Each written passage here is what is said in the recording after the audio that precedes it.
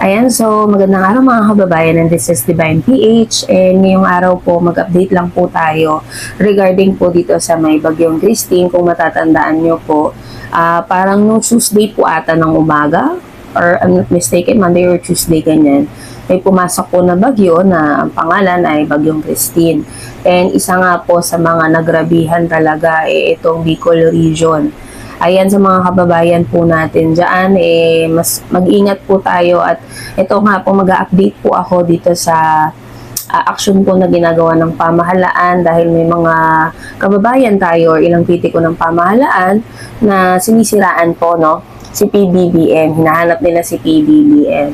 Well, in fact, kung makikita niyo po dyan sa mga litrato, ginagawa po lahat ng pamahalaan, minimake sure nila na maipadala po yung mga aid and ma-deliver po yung mga kinakailangan ng ating mga kababayan. Sa gantong calamity kasi mga kababayan, alam nyo naman parang ang sabi pa nga dito sa balita, mas marami pa yung binuhos ng ulan noong Ondoy. Mas marami pa yung Christine compared doon noong Ondoy. And kita nyo naman po, patuloy po yung mga pag-rescue, yung mga pagdala ng relief goods, kahit po yung mga non-government agency, yung mga non-government office, patuloy po na nagpapadala ng mga tulong para sa mga kababayan natin dyan sa mga apektadong lugar, no? And may mga ilan kasi na kababayan natin na nagko-question bakit si PBBM hindi pumupunta doon, etc.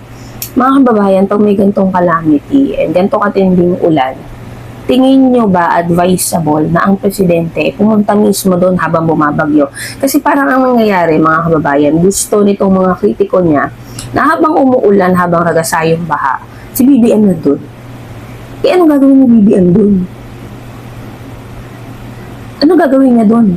Imbis na gawin ng mga inatasan niya yung trabaho nila, aasikasuhin pa si BBM. Ito kasi nitong mga kritiko ni PBBM na once na umulan, once na bumagyo, andun na kagad si BBM. Hindi po ganun yun. Hindi ganun ang sistema. Situational briefing, check nila yung location, kung passable na, kung pwede nang daanan, and then saka sila pupunta. Pero aside that, may mga ahensya na ng pamahalaan, lalo na yung local government units, na nagtutulong-tulong kasi si PBBM kasi siya yung nagsasabi ng mga dapat gawin. Hindi pwedeng si BBM mismo pupunta doon. Kasi ang mangyayari, aasikasuhin pa siya ng mga LGUs. Diba? I-assist pa siya. Imbis na gawin ng mga LGUs, ng mga rescuer, yung trabaho na inatas sa kanila, wala. Napupunta yung atensyon nila kay BBM. Si BBM pa yung aasikasuhin nila, imbis na gawin na nila yung trabaho nila. Sabi nga ni BBM, diba, hindi siya pupunta doon para istorbohin yung mga nagtatrabaho. And ito po, i-update ko po yung ilan sa mga, bali kahapon, if I'm not mistaken, nagkaroon po ng interview si President Bongbong Marcos regarding nga po sa mga hakbang na ginawa nila kung paano po i-assist itong mga kababayan natin na salanta ng bagyo. So ito po, pakinggan po natin.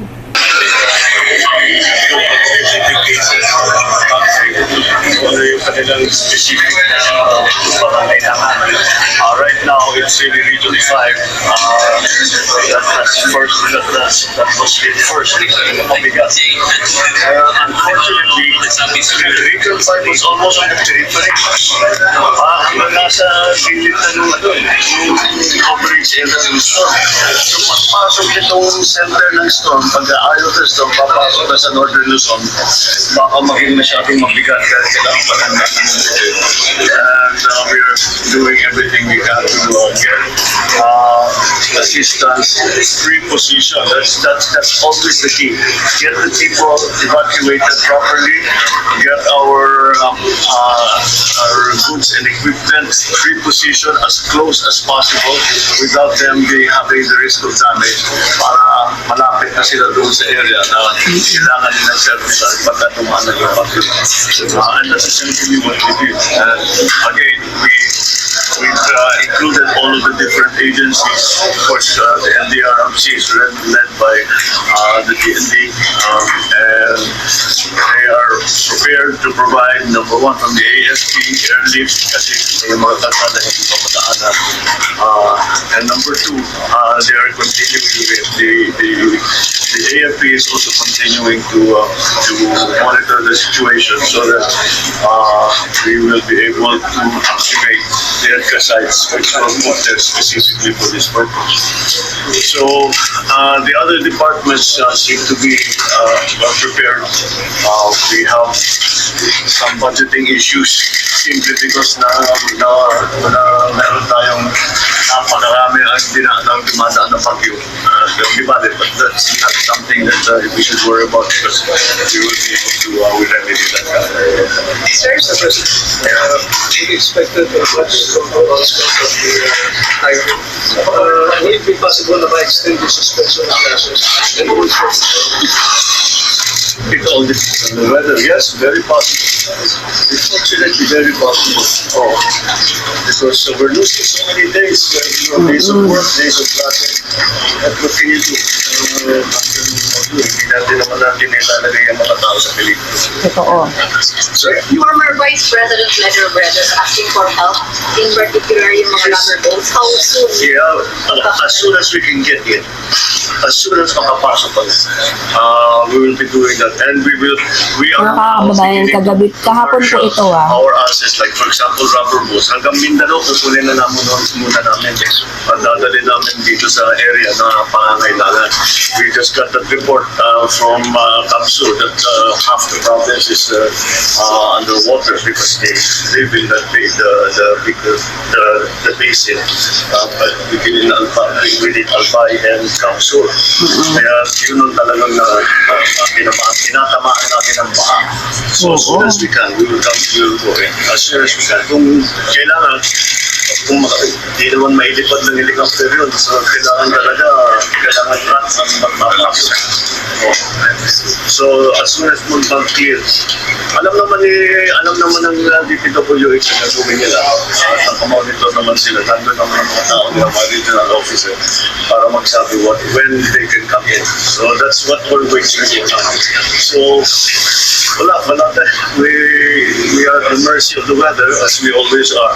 So we will just have to wait for the true effects of this weather. Alright? Ayan. So narinig niyo mga kababayan na may mga inatasan na po si President Bongbong Marcos para po mag-handle ng mga dapat gawin, 'di ba, ng ating mga local government agencies, yung iba pang mga ahensya ng pamahalaan na kumilos magtulong-tulong para po matulungan itong mga kababayan natin na nasalanta po ng bagyong Christine. Kasi gusto kasi itong mga kritiko niyan, si BBM mismo yung pupunta doon. Ang mangyayari nga mga kababayan, si BBM pa yung aasikasuhin. Imbis na magpo-focus itong mga LGUs natin, mga rescuer natin sa trabaho nila, wala na, si BBM na yung asikasuhin kasi siya na yung pupunta doon. Anong gagawin niya doon, di ba? So may mga inatasan po ang pamahalaan para po magtulong-tulong. Ngayon, ito nga po yung ilan sa mga kaganapan ngayong araw na kung saan yung mga iba't ibang ahensya ng pamahalaan tumulong po, nagpadala ng mga kinakailangan ng ating mga kababayan. Ito po yung mga inatasan ni President Bongbong Marcos na magbigay ng mga pagkain at saka yung iba pang mga kailangan nila, no, sa gantong panahon nga po na may kalamidad. Yung mga gantong senaryo, pagkakalikasan na yung kumilos, kahit ano pang posisyon mo, kahit sino ka pa, hindi mo mapipigil yan. Kahit yung mga daanan na nasira, yung yung ibang mga lugar doon na hindi na talaga madaanan. Kasi may sinira akong picture. Ito po yun. Kada ng highway sa Biak na Bato, Sitio Dumalagan, Pantao, Libon, Albay. Sinisisi nila si PBBM. Si PBBM na naman sinisisi nila na as if naman ginusto ni BBM to. As if naman nakasalanan ni PBBM to. Mga kababayan, pagkalikasan na po yung kumilos. Kahit ano pong posisyon mo, kahit sino ka pa, hindi mo mapipigil yan. Pag nature na po ang gumalaw, hindi mo mapipigil yan.